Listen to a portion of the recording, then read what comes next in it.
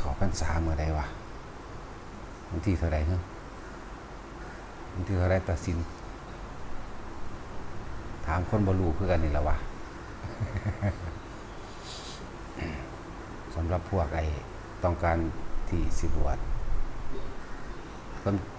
ตามความเป็นจริงแล้วหลายๆคนเข้าใจว่าบวชกลางพรรษาบ่ได้บวชกลางพรรษาก็ได้บวชได้เบิด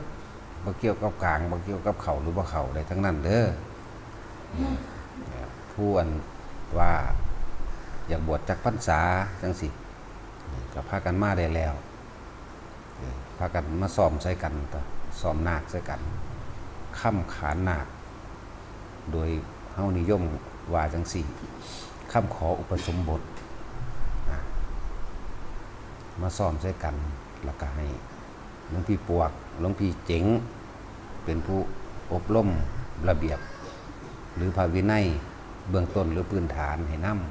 ำส่วนมากก็คือศรัทธานะมันมีอยู่ดอกเรื่องศรัทธา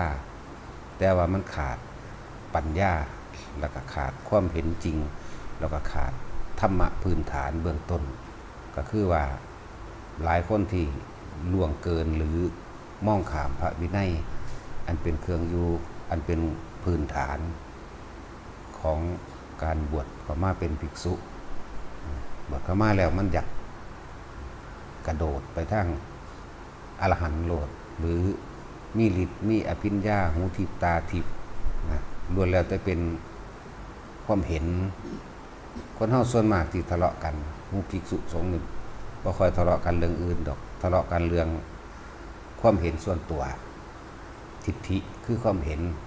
แล้วก็มานะคือสิฝังไว้ในจิตในใจบ่ยอมว่างบ่ยอมคลายนั่นแหละทะเลาะกันบ่ลงใจกันบ่พอใจกันมันบ่แม่นอีหยังที่จะต้องมาหักล้างหรือเอาชนะกันเด้การสนทนาธรรมตามการก็คือการ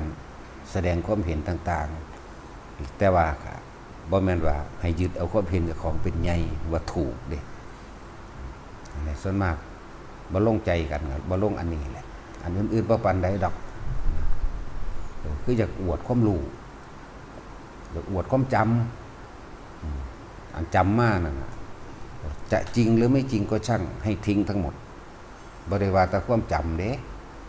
ความจริงก็ยังให้ถิ่มเด้ที่เฮารู้แจ้งเห็นจริงตามความเป็นจริงก็ยังบ่ได้ให้น้อมเข้ามาว่าต้องอย่างนี้จึงจะถูกอย่างนั้นผิดบ่แม่นแบบนั้นเด้อแค่ว่าอุปโลกขึ้นมาใส่พูดคุยกันเผยปล่อยเผยว่างซื่อเด้สำหรับผู้อยากบวชก็พากันมาได้แล้วเดี๋ยวสิเข้าใจว่า ต้องบวชกลางพรรษาบวชบ่ได้แต่ว่ายิงไผอยากบวชในระหว่างก่อนเข้าพรรษาหรือพรรษาตรงนี้สิก็พากันเดินทางมาซ้อมใส่กันตัวให้มันได้ให้มันคล่องจังบ่เป็นที่ตำหนิหรือตัวเองก็สิได้ความหมายได้รู้ความหมายนะคำขอบวชคำขออุปสมบทและมันมีคำแปลอยู่ในหันอยู่ดอกแต่ส่วนมากที่เฮาเห็นผ่านมาท่องคำขอบวชขออุปสมบทก็บ่ได้ความหมายก็บ่รู้มาถึงอยากบวชเอาแบบบวชโลดเข้าใจว่ามาฮอดนี่โกนหัวห่มผ้าในมื้อนั้นโลดนั่นแหละมันเลยบ่มีค่าอีหยังในตัวเองก็บ่เข้าใจบ่รู้ความหมายอย่างหนึ่งก็ในการบวชเข้ามาแล้วเพิ่นว่าให้มาอยู่ถือเอาข้อวัดปฏิบัติภาษาพระป้าเพิ่นว่านิสัยให้มันได้นิสัยก่อนให้มันได้ข้อวัดปฏิบัติเพื่อรักษาตนเองให้ได้ซะก่อนอย่าพึ่งทะเยอทะยานออกไปตามความเห็นของตนมันเข้าใจมันหวังดีเรียกว่ากุศลสังกัปปะเกิดกับจิตเกิดกับความรู้สึกเจ้าของแล้วก็อยากนำความดีในสิ่งที่ตัวเองเข้าใจและในสิ่งที่ตัวเองยึดไว้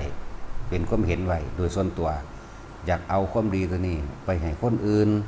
รู้นำเห็นนำเฮ็ดตามแต่ตัวเองนั่นยังบ่ทันอาจสามารถถึงขั้นว่าปลดปลง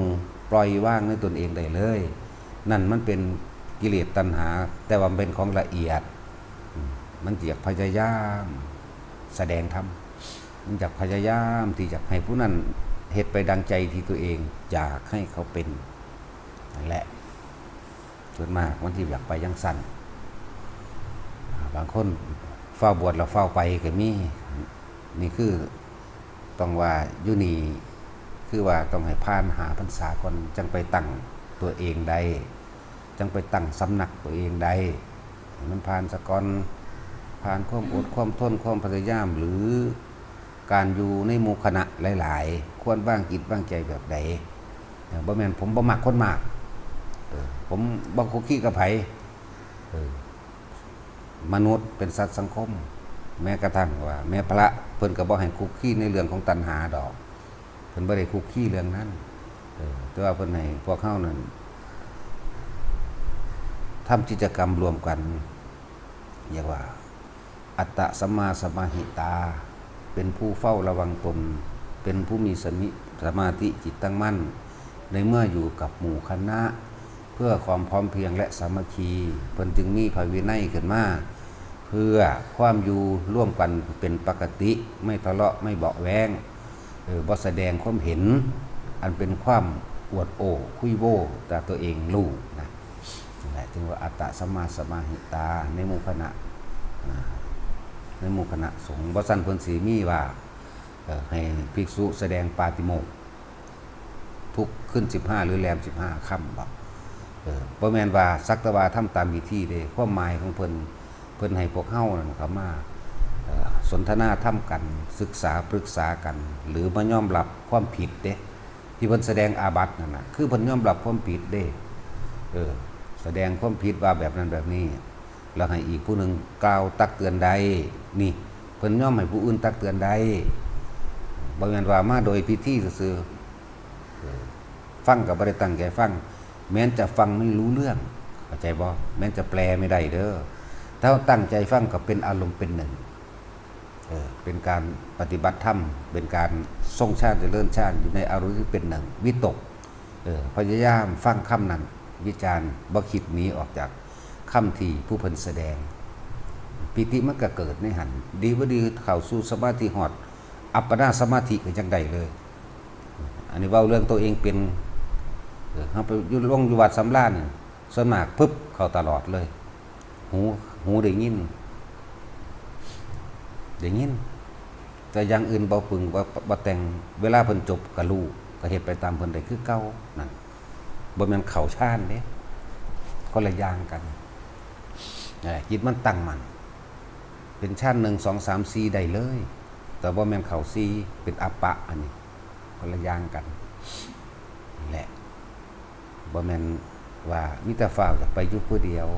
มักป่าสันโดษแต่ว่าเวลาลงก็มาลงอยู่แต่สมัยครั้งพุทธกาลพระมหากัปปินะเพิ่นบรรลุแล้วแต่ว่าเวลาลงโบสถ์เพิ่นบ่เข้าน้ำหมู่จากว่าล่ะพระพุทธเจ้าตำหนิเด้พระอรหันต์เด้นั่นน่ะว่าข้าพเจ้าเบิดงานแล้วพระเจ้าข้าพเจ้าบ่จำเป็นต้องแสวงหางานใดอีกเพราะงานในหัวใจนี่บ่มีอีกธรรมนี่เป็นของว่างพระเจ้าตำหนิเลยอย่ากล่าวอย่างนั้นกัปปินะถ้าเธอไม่ทำแล้วใครจะทำเป็นตัวอย่างให้แก่อนุชนรุ่นหลังหรือพุทธชิโนรสในต่อไปสะดุดกึกขึ้นมาทันทีเลยจังสั้นแหละเลยทองเอาเองสวดเอาเองเลยสันสิเว้าเรื่องการแสดงปาฏิโมกข์พุทธเจ้าแสดงแค่ครั้งเดียวครั้งที่2บ่มีเพิ่นบ่แสดงเพราะความเมตตากรุณาอนุเคราะห์แก่หมู่ภิกษุผู้บวชใหม่บางที่ภิกษุทั้งหลายเหล่านั้นก็บ่แสดงความจริงบ่เปิดเผยตัวเองว่าตัวเองทำผิดเพิ่นเลยเอิ้นว่าบ่แสดงอาบัติลิกๆแกลกๆอยู่จังซั่นภิกษุบ่บริสุทธิ์เพิ่นเลยบ่แสดงถ้าเพิ่นแสดงขึ้นมาคราวใดก็ภิกษุองค์นั้นก็สิหัวแตกเป็นเจ๊กเจียงเลือดกำเดาออกตายเพิ่นเลยบ่แสดงนั่นแหละถ้าผู้ใดศึกษาแล้วก็สิเข้าใจก็สิรู้ดอกมันแสดงครั้งเดียวเท่านั้น ครั้งที่2ภิกษุบ่บริสุทธิ์บ่แสดงความจริงใจกับหมู่คณะสงฆ์นั่งนิ่งๆอยู่ตั้งแต่เช้าหลังจากฉันแล้วจนเที่ยงจนฮอดคอนสิแกล้งพุ่นแม่พระอานนท์ก็เตือนพระศาสดาแล้วภิ ภิกษุพร้อมแล้วพระเจ้าข้าเตือนไปจนว่าถึงภิกษุไม่บริสุทธิ์เพิ่นเว้าทำนี่หนึงเด้พระโมคคัลลาตรวจสอบว่ารากิจเลยนั่งอยู่ทำกลางหมู่สงฆ์แต่ว่าบ่ไปปรงอาบัติเข้าใจบ่ล่ะบ่บริสุทธิ์นะบ่ไปแสดงความจริงใจว่าผมผิดเช่นนี้ขอให้อาวุโสจงกล่าวตำหนิติเตือนให้ผมได้มั่งผมยินดีที่รับคำกล่าวคำติเตือนนี่คือภาษาแปลภาษาความหมายมันส่วนอันภาษาบาลีก็เว้าอย่างหนึ่งเฮาบ่เข้าใจซื่อแต่เฮาเข้าใจในความหมายรู้ลึกซึ้งแล้วมันลึกซึ้งมันกินใจมันจริงใจมันเท่ใจมันบริสุทธิ์ใจนำนั่นคือผู้ต้องการมรรคผลนิพพานแท้ๆจังซั่นแต่สำหรับพวกเฮาอยู่นี่จุดหมายเดียวคือการบ่กลับมาเกิดเท่านั้นอันอื่นเฮาบ่สนใจนิพพานอย่างเดียวตั้งไว้เหมือนเดี๋ยวนี้เขาโลดเด้บ่ได้ว่ามื้ออื่นเด้นั่นแหละจังว่ามันมีความสำคัญมากๆเด้ตะกี้เพิ่นบ่ทันได้บัญญัติก็จริงแต่ว่าเมื่อมีการกระทำผิดแล้วเพิ่นจึงมาบัญญัติเมื่อภายหลังเพราะว่ามันคนหลายขึ้นให้ความสำคัญตัวนี้นำอย่าเพิ่งเฮ็ดไปตามกิเลสตัณหาอุปทานตนเองนี่คือเบื้องต้นถ้าภาวินัยตั้งอยู่ในหัวใจของบุคคลผู้นั้นเคารพนับถือภาวินัยอรหันตผลก็อยู่ในภาวินัยนั่นแหละมันสิไปใส่นั่นแหละถ้าพระวินัยตั้งอยู่อรหันตผลก็ยังตั้งอยู่มรรคมีองค์8ก็ยังตั้งอยู่บุคคลผู้เป็นอยู่โดยชอบประกอบด้วยธรรมมรรคมีองค์8นั่นแหละโลกนี้หรือสถานที่นั้นๆหรือบุคคลนั้นๆจักไม่ว่างจากความเป็นอรหันต์เข้าใจบ่ล่ะแหละหันกลับมาเรื่องกับการปฏิบัติแต่ละองค์บัดอย่าหนีออกจากกายอย่าเอาความคิดเห็นของเจ้าของไปคิดเห็นแต่ผู้อื่นหลายจะไปคิดถึงญาติพี่น้องอย่าไปคิดถึงคนที่รักที่เกลียดหรือสิ่งต่างๆที่เพิ่นว่าจิตมีที่ตั้งหมายถึงว่าเราเข้าไปคิดถึงบุคคลนั้นสัตว์นั้นสิ่งของนั้นเรื่องราวนั้นจึงเรียกว่าจิตมีที่ตั้งแต่จิตมีที่ตั้งแล้วมโนมันก็นึกภาพและจินตนาการไปเรื่อยอารมณ์มันก็เกิดพบมันก็เกิดถ้าจิตไม่มีที่ตั้งแต่เฮาหันกลับมาเป็นผู้มีสติรู้อยู่กับลมหายใจเข้าออกอย่าหนีออกจากกายเป็นเน้นย้ำสติปัฏฐาน4นี่และเอสามโควิสุทธิญาณหนทางอันเอกคืออานาปานสติโดยสติปัฏฐาน4นึกถึงกายลมหายใจนั่นแหละคือกายในกายอันหนึ่งทำความรู้สึกอยู่กับลมเข้ายาวก็รู้ว่ายาวสั้นก็รู้ว่าสั้นนะถ้าเฮาประคองจิตคือไม่คิดไม่นึกถึงสิ่งอื่นเลยนอกจากลมหายใจเข้าออกอยู่ในกายแห่งตนเองปีติมันก็เกิดสุขมันก็เกิดเป็นเอกตาจิตตั้งมั่นแล้วเป็นหนึ่งเมื่อจิตตั้งมั่นเป็นหนึ่งแล้วระยะที่2มันก็ต่อเนื่องไปเองวิตกไม่มีวิจารไม่มีปีติสุขเอกตานี่ก็เป็นอารมณ์จิตตั้งมั่นเป็นหนึ่งวันนี้เมื่อละอาการปีติอันเกิดจากกายเหลือแต่สุขคือความสงบนั่นเองมีความสงบเป็นหนึ่งเป็นอารมณ์หนึ่งเป็นสิจึงว่าชั้นที่3ชั้นที่4ละสุขละทุกข์หายไปละหรือตัดความรับรู้ทั้งร่างกายแล้วก็เป็นชั้น4เป็นผู้มีสติรู้อยู่แต่ความว่างอันหาประมาณไม่ได้เป็นตัวที่4แต่เฮาเล่นอยู่แค่1 2 3 4 4 3 2 1ไล่ไปไล่มาไล่มาไล่ไปมันบ่ไปใส่ดอกเพราะเมื่อสมาธิจิตตั้งมั่นแล้วเฮานิ่งได้แล้วเราจึงจักรู้ว่าสิ่งทั้งหลายทั้งปวงเคลื่อนไหวรอบกายเราบ่ว่าตารอบกายเด้อนี่คือการเห็นภายนอกหูภายนอกตานอกหูนอกมีคนผู้นั้นผู้นี้เดินไปเดินมาผ่านไปผ่านมาเว้าเรื่องนั้นเรื่องนี้ได้กลิ่นนั้นได้กลิ่นนี้สัมผัสกระทบร้อนหนาวอันนี้ล้วนแล้วแต่ไม่จีรังยั่งยืนมีความเกิดเป็นธรรมดามันก็ผ่านไปเป็นธรรมดาดับเป็นธรรมดาเฮาก็บ่ยึดมันถือมันภายในก็เหมือนกันมันความคิดนึกต่างๆพูดขึ้นนั่นแหละจึงเห็นด้วยปัญญาว่าสิ่งทั้งหลายทั้งปวงไม่ควรเข้าไปยึดแม้แต่ความคิดก็ยังไม่เที่ยงเห็นบ่ไม่ได้คิดแช่อยู่สิ่งเดียวอย่างเดียวความคิดเกิดดับล้วนแล้วทั้งว่ามาจากสัญญาทั้งนั้นถ้าเฮาบ่ปรุงแต่งสัญญาเพิ่นจึงแยกออกเป็นหมวดเป็นหมู่เป็นขันธ์รูปขันธ์นี่เวทนาขันธ์สัญญาขันธ์สังขารขันธ์วิญญาณขันธ์นี่มันก็แยกของมันเองดอกแต่เฮาอยู่นิ่งๆอยู่กับลมหรือเป็นผู้มีสมาธิจิตตั้งมั่นดีแล้วนั่นแหละถึงบอกว่าอย่าหนีจากฐานเด้อไผก็ดี ฐานที่ตั้งแห่งจิตเพื่อทำให้เกิดสมาธิแปลว่าจิตตั้งมั่นไม่หวั่นไหวไปกับรูปรสกลิ่นเสียงที่เข้ามากระทบสัมผัสจึงบอกว่าย่านนี้จากฐานที่เขาเอามาตั้งไว้ตรงกลางหน้าผากเขาเองนั่นแหละเพียงแค่1และ2นี่พอแล้ว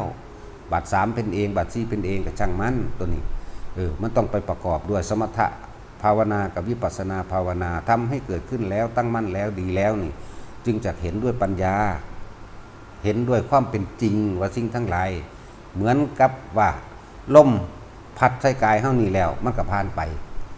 ฮ้อน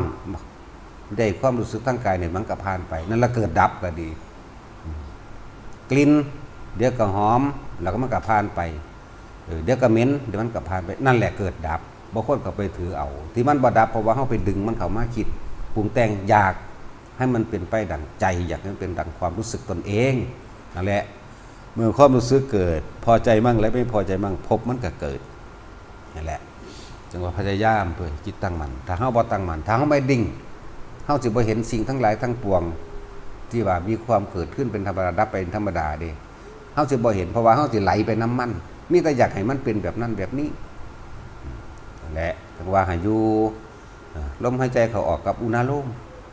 หรืออยู่เฉพาะอุณาโลมไปเลยหรือความรู้สึกในกายสำหรับผู้